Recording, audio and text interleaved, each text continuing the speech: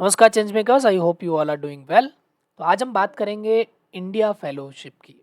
India fellow जो programme है, उस प्रोग्राम की बात करेंगे। इस प्रोग्राम में कौन एलिजिबल है, तो बात करूं तो 30 ईयर्स के अंदर अगर आपका एज है 20 to 30 ईयर्स, किसी भी डिसिप्लिन में आपने ग्रेजुएशन कंप्लीट किया है। ये 18 महीने का प्रोग्राम है जहां पे आपको 24/7 लोकल कम्युनिटी के साथ रहना है। अब इसमें और भी बहुत सारे, ये थोड़ा यूनिक फेलोशिप है। इसमें एप्लीकेशन प्रोसेस है, फिर टेलीफोनिक कन्वर्जेशन है, असेसमेंट है जो आपको वहाँ पे जाके करना है। एंड देन इसके स्टाइपेंड स्ट्रक्चर में थोड़ा सा समझने की ज़रूरत है कि आपको क्या क्या लर्निंग अपॉर्चुनिटीज़ हैं। बेसिकली आपको फंड रेज भी करना है और आपको स्टाइपेंड भी मिलेगा। इन सब की बातचीत करते हुए हम लोग लाइव एप्लीकेशन भरेंगे यहाँ पे। इसमें जो आगे के क्वेश्चन हैं उनको आपको कैसे आंसर करना है, इसकी भी बात करेंगे इस पूरे वीडियो में। तो इसके अलावा अगर आपके कोई भी क्वेरीज और क्वेश्चन छूट जाएंगे तो आप हमें कमेंट बॉक्स में डालिए, हम लोग उस पर दोबारा से कोई सेशन रखेंगे। Most welcome to the stipend India channel. इस चैनल का पर्पज़ यही है कि जितने भी फेलोशिप्स चल रहे हैं या सोशल सेक्टर या गवर्नमेंट के जो नए तरीके के जॉब हैं, जो न्यू टाइप ऑफ जॉब हैं, जैसे यंग प्रोफेशनल या कंसल्टेंट्स, उनके बारे में हम लोग इन्फॉर्मेशन और प्रिपरेशन दोनों प्रोवाइड करते हैं। तो आप देखोगे SBI फेलोशिप अभी चल रहा है, गूंज फेलोशिप अभी चल रहा है, सेवा फेलोशिप भी अभी इसके एप्लीकेशन ऑन है। तो ये कुछ फेलोशिप्स हैं जिनके एप्लीकेशन अभी आप अप्लाई कर सकते हो। इसके साथ साथ आज हम बात करेंगे इंडिया फेलो की। तो अगर आपने चैनल सब्सक्राइब नहीं किया तो सब्सक्राइब कर लीजिए। कमेंट बॉक्स में आप अपने क्वेश्चन रख सकते हैं। तो इंडिया फेलोशिप का ये 17th कोहॉर्ट है, यानी कि 17वां बैच है। ठीक है, तो 17वां बैच है ये। और ये जो फेलोशिप है वो बाकी फेलोशिप से थोड़ी सी यूनिक है। थोड़ी सी यूनिक इस तरीके से कि आपको पहली बार में ये समझ में आएगा कि भाई यहाँ तो आपको फंड रेज करना है, 1 लाख रुपए का फंड जुटाना है टीम के साथ मिलके। लेकिन बाकी चीज़ें थोड़ा सिमिलर है। 18 महीने का फेलोशिप है, फुल टाइम कमिटमेंट है आपका, 20 से 30 साल की उम्र होनी चाहिए, किसी भी सब्जेक्ट में आपका ग्रेजुएशन होना चाहिए। ठीक है, अब प्रोसेस क्या है कि एप्लीकेशंस जो स्टार्टिंग में है, जो मैंने बोला कि ये वाला जो एप्लीकेशन है जो अभी हम भरेंगे, इस एप्लीकेशन को आप पहले भरोगे। इस एप्लीकेशन के बाद एक टेलीफोनिक कन्वर्जेशन का राउंड होगा एंड देन एक असेसमेंट डे होगा जहाँ पे आप जाओगे और ग्रुप एक्टिविटीज़ और टीम के साथ बैठ के पर्सनल इंटरव्यू के थ्रू आपका फाइनल होगा। ठीक, टाइमलाइंस में बता दूं आपको, 17 जो कोहोर्ट है वो 5 अप्रैल से 20 जून के बीच में इनके एप्लीकेशन एक्सेप्ट होंगे। सो लास्ट डेट है 20 जून। फेलोशिप शुरू हो जाएगी आपकी 1 अगस्त को और 31 जनवरी 2026 में फेलोशिप ही आपकी कंप्लीट होगी। इसके कुछ वेबसाइट पे बहुत सारे डिटेल हैं। कुछ FAQs को अगर मैं देखूं, फिर हम लोग एप्लीकेशन के डिटेल में बात करेंगे। तो FAQs में अगर आप देखोगे तो what is the schedule agenda of training, जो ट्रेनिंग ये लोग करवाएंगे, ये सब आप पढ़ सकते हो, बहुत ज़्यादा डिटेल नहीं है। अब एक होस्ट ऑर्गेनाइजेशन के साथ आपको एज अ फेलो रखा जाएगा। समझने की कोशिश करिए कि आपको सिलेक्ट तो इंडिया फेलो प्रोग्राम करेगा, लेकिन एक होस्ट ऑर्गेनाइजेशन होगी, यानी कि एक संस्था होगी जिसके साथ रह के उनके साथ आप काम करोगे। ठीक है, और होस्ट ऑर्गेनाइजेशन के साथ आप 18 महीने रहोगे। बीच बीच में जो ट्रेनिंग और मेंटरशिप सपोर्ट है वो इंडिया फेलो प्रोग्राम की तरफ से दिया जाएगा। अब स्टाइपेंड क्या है? ठीक है, स्टाइपेंड का जो आउट ऑफ पॉकेट एक्सपेंस है स्टाइपेंड के कंपोनेंट को, वो तो इन्होंने क्लियर दिया हुआ है कि फेलोशिप एक लर्निंग एक्सपीरियंस है जहाँ पे आपको वर्किंग ऑन हैंड्स और ग्रास रूट पे काम करना पड़ेगा। एंड अल्टीमेटली आपको इसके लिए कोई फीस पे नहीं करना, उल्टा आपको स्टाइपेंड देना पड़ेगा। लेकिन मॉनिटरी टर्म्स में आप कंट्रीब्यूट करोगे फंड रेज करके, यानी 1 लाख रुपए पर हेड, यानी पर फेलो फंड रेज करना है टीम के साथ मिलकर उनके गाइडेंस में, जहाँ पे आप सीखोगे। ठीक है, इसको 2 तरीके से ले सकते हैं। एक तरीके से ले सकते हैं कि यार हमको पैसा जुटाना है, बट दूसरा तरीके से ले सकते हैं कि अगर आपने फंड रेजिंग सीख लिया, बिकॉज फेलोशिप प्रोग्राम सीखने के लिए होते हैं, जॉब पर्पज से किसी भी फेलोशिप प्रोग्राम को ज्वाइन नहीं करना। तो इसमें आप ये चीज़ें सीखोगे। ठीक है, लेकिन जितनी भी कॉस्ट है वो सब फेलो कवर करेंगे। Travel cost to reach the 4 in-person training, यानी ट्रेनिंग में पहुंचने की कॉस्ट आप कवर करोगे, लेकिन ट्रेनिंग प्रोग्राम्स की जो कॉस्ट है वो फेलोशिप कवर करेगा। आपको इस ड्यूरेशन के दौरान जिस ऑर्गेनाइजेशन के साथ आप रहोगे, तो रूरल एरिया में अगर वो ऑर्गेनाइजेशन है तो 15,000 पर महीने, अगर वो एकोमोडेशन दे रहे हैं, और एकोमोडेशन नहीं दे रहे हैं तो 18,000 रुपये महीने। सिमिलरली अगर वो अर्बन एरिया में ऑर्गेनाइजेशन है तो 17,000 रुपये महीने टाइप अकोमोडेशन दे के, और नहीं अकोमोडेशन दे रहे हैं तो 22,000 रुपये महीने वो ऑर्गेनाइजेशन पे करेगी जिसके साथ आप रहोगे। राइट, तो ये जो एकोमोडेशन है वो आपको अपना फूड, लोकल ट्रांसपोर्टर, इन सब चीज़ों में यूज़ करना है। ये एक स्टाइपेंड की तरह ट्रीट करना है, सैलरी की तरह ट्रीट नहीं करना है, ठीक है। अब इन्होंने बाकी सारे डिटेल दिए हुए हैं कि भाई जो होस्ट ऑर्गेनाइजेशन होगी वो कैसे मैच होगी, क्या मेरे इंटरेस्ट का होगा एंड ऑल दैट। तो अब या 18 महीने के बाद की जर्नी में क्या होगा, एकोमोडेशन, ये सब बेसिक एफएक्यूज है, वो आप यहाँ से अच्छे से पढ़ सकते हो और पढ़ने के बाद ही आपको अप्लाई करना है। दूसरा मैं आपको यहाँ पे एक और बता दूं कि इंडिया फेलो की जो रिक्रूटमेंट टीम है, आप इंडिया फेलो टाइप करोगे, इंडिया फेलो स्टेपड इंडिया डाल दोगे, तो रिक्रूटमेंट टीम जो है अगर आप ये देखेंगे, स्वाति सक्सेना और उनके साथ एक फेलो, उनके साथ हमने एक घंटे का, आप देखोगे लगभग 1 घंटे 4 मिनट का ये लाइव किया हुआ है। आप simple India fellow stepped India डालोगे तो वहाँ पे आ जाएगा, नहीं तो मैं आप इस वीडियो के अंदर लिंक भी दे दूंगा, तो इसको आप पहले समझो।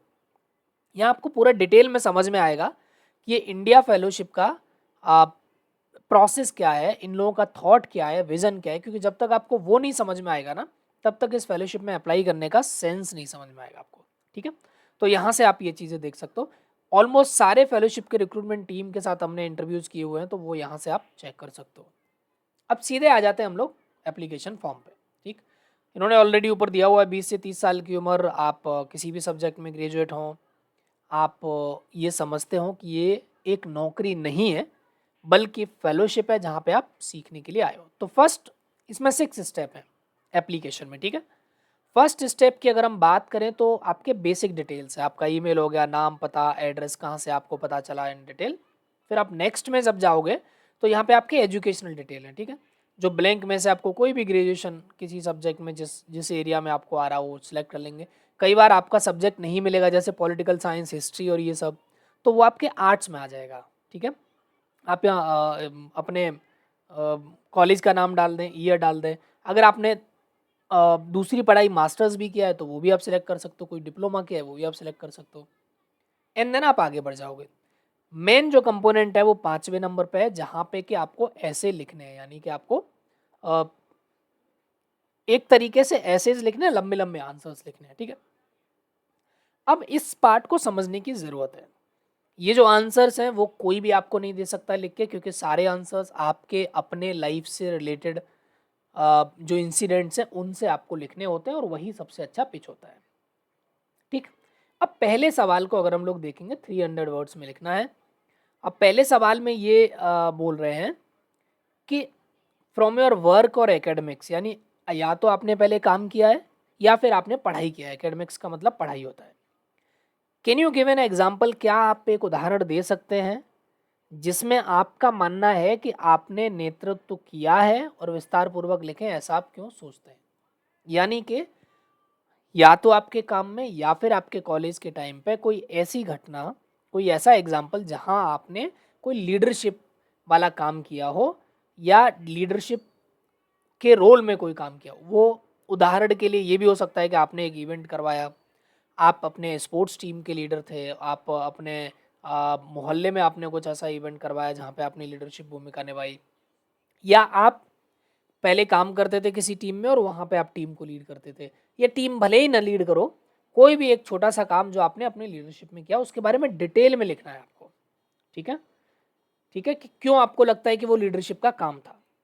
तो आप सबसे पहले तो 100 वर्ड में ये बताओगे कि वो घटना क्या थी, ठीक, मतलब वो पूरा वाकया बताओगे कि एक बार ऐसा ऐसा हुआ कॉलेज में, मैं इस क्लास में इस समय इस ईयर में यहाँ पे पढ़ रहा था, उस समय कॉलेज में ऐसा ऐसा कार्यक्रम या ऐसी ऐसी एक टीम थी स्पोर्ट्स की, या फिर ऐसा कोई क्लब था या कुछ ऐसा था, या एनसीसी या जो भी चीज़ें हों, उसमें मेरा ये रोल था, उस समय ऐसी घटना हुई जिसमें कि ऐसे ऐसे नीड अराइज हुई, और मैंने, फिर दूसरे 100 वर्ड्स में आप लिखोगे कि मैंने वहाँ पे ये काम किया। फिर थर्ड 100 वर्ड में आप लिखोगे कि मुझे लगता है कि ये लीडरशिप का काम है, क्योंकि वहाँ पर एक डिसीजन लेने की बात थी, एक नेतृत्व करने की बात थी, टीम को मोटिवेट करने की बात थी, अपने साथियों को आगे बढ़ाने की बात थी, जो भी आपको रीजंस एग्जैक्टली लगते हैं। अब इसका आंसर कोई और नहीं दे सकता है, या मैं जो बोल रहा हूँ वो भी आप नहीं लिख सकते हो, ये आपके जीवन से आएगा। आपको सिंपल बैठ के सोचना है कि यार ऐसा कोई काम किया है जिसमें मुझे लगता हो कि यार यहाँ पे तो मैंने लीडरशिप में काम किया, या कि यार ये मेरी वजह से काम हुआ है, ठीक। अब आ जाते हैं दूसरे सवाल पे। दूसरे सवाल में आपके अनुसार आज के समय का एक गंभीर सामाजिक मुद्दा क्या है, और एक उदाहरण दें जहां आपने अपने जीवन में इसके परिणामों को देखा है। ये भी सवाल आपको कहीं गूगल, चैट जीपीटी या किसी दूसरे के यहाँ से नहीं मिलेगा। आपको शांति से बैठना है और सोचना है कि यार मुझे क्या लगता है कि सबसे बड़ा गंभीर सामाजिक मुद्दा क्या है ना? मतलब सबसे बड़ी समाज की समस्या क्या है? हो सकता है आपको लगता हो कि यार ये एजुकेशन बड़ी समस्या है, या जनसंख्या बड़ी समस्या है, या यार ये जो पॉलिटिक्स होती है ना ये बड़ी समस्या है, ये हेल्थ, कुछ भी हो सकता है। इससे आपके फेलोशिप के सिलेक्शन पर कोई फर्क नहीं पड़ने वाला है। वो जानना चाहते हैं कि आप कितने अवेयर हैं। तो मान लीजिए आपने कोई भी एक मुद्दा ले लिया, अब इसको गूगल या चैट जीपीटी से करोगे तो आप बहुत अलग दिशा में चले जाओगे। इसलिए आप खुद से ओरिजिनल आंसर लिखो और उस बातचीत वाली भाषा में कि मुझे ये लगता है कि आज के समय का सबसे गंभीर सामाजिक मुद्दा जो है वो है कि भ्रष्टाचार या शिक्षा या स्वास्थ्य में गिरती हुई व्यवस्था या गरीबी या बेरोजगारी, ठीक है। और उसके डिटेल्स आप लिखोगे कि हमारे देश में बेरोजगारी का प्रतिशत इतना है, इतने लोग, ये डेटा आप दोगे, क्योंकि आप ये बताओगे कि क्यों ये आप सोचते हो कि गंभीर सामाजिक मुद्दा है। फिर आप एक उदाहरण दोगे कि मैं देखता हूँ कि मेरे बगल में मेरे इतने सारे दोस्त हैं जिनकी नौकरियां नहीं लगी हुई हैं, वो बेरोजगार है। मान लो बेरोजगारी चुना आपने, इतने सारे सीनियर हैं जो बेचारे आज भी 10, 15, 20 हज़ार की नौकरी कर रहे हैं। जो भी आपके आसपास के उदाहरण होंगे, या मान लो शिक्षा की बात करें तो बोले मेरे गांव के आज भी बहुत सारे ऐसे बच्चे हैं जो स्कूल से ड्रॉप आउट है, या स्कूलों में टीचर नहीं आते। जो भी आपने देखा हो एग्जैक्टली, जो आपको सच में लगता हो कि यार मेरे जीवन में मैंने देखा है कि ये सबसे बड़ा इशू है, उसी को चूज करना है। ध्यान रहिए, ठीक है। तो आपको 100 वर्ड में फर्स्ट में क्या करना है, उस इशू को समराइज करना है कि गंभीर मुद्दा क्या है, उसके लिए फैक्ट देना है, डेटा देना है। अगले 100 वर्ड में उदाहरण देना है कि मेरे आसपास ऐसे ऐसे लोगों का जीवन का परिणाम है, और अगले 100 वर्ड में आपके हिसाब से इस मुद्दे में कि क्या सॉल्यूशन हो सकते हैं। अगर आपको लगता है सॉल्यूशन, तो जैसे उन्होंने मांगा नहीं है, लेकिन अगर आपको लगता है तो आप वो दे सकते हो। थर्ड अगर क्वेश्चन की अगर हम लोग बात करें तो वो है कि हम ये जानना चाहेंगे कि आपने इस पड़ाव पर इंडिया फेलो चुनने का निर्णय क्यों लिया। इस फेलोशिप के अलावा आपके पास दूसरे विकल्प क्या है। सिंपल, आपके जीवन से जुड़ा हुआ सवाल है कि भाई आप क्यों इंडिया फेलोशिप में अप्लाई कर रहे हो, ठीक है। तो इसमें भी आपको यही शुरुआत में लिखना है कि मैं अपने जीवन के किस पड़ाव पे हूँ। मैंने पढ़ाई पूरी किया है, मैंने ये कोर्स किया है, मैं एक गाँव के बैकग्राउंड से आता हूँ, शहर से आता हूँ, मेरा फैमिली बैकग्राउंड ये ऐसा ऐसा। अब पहले 100 वर्ड में अपनी कहानी लिखनी है, ठीक है, अपना बैकग्राउंड, कि मैंने ये पढ़ाई किया, यहाँ से आते आते आज मैं इस स्थिति में खड़ा हूँ। और क्यों चुनने का निर्णय लिया, कुछ तो आपने देखा होगा इसमें, ऐसा नहीं है कि आपको इंटरेस्ट अचानक से तो आया नहीं। तो आप ये बोलोगे कि मैं ऐसे पड़ाव पे खड़ा हूँ जहाँ मुझे लगता है कि मुझे सीखने की ज़रूरत है और ग्राउंड पे हैंड्स ऑन एक्सपीरियंस लेने की ज़रूरत है, वॉट जो भी आपको लगता हो।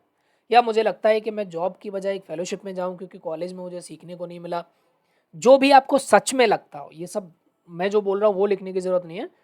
आप बैठ के सोचिए, सच्चाई यही है कि अगर आपने इंडिया फेलो का वेबसाइट देखा और अगर आप ये वीडियो देख रहे हैं और एप्लीकेशन भरने की कोशिश कर रहे हैं, तो ये 100% नहीं 200% है कि आप उसमें कोई ना कोई रीज़न देख रहे हैं।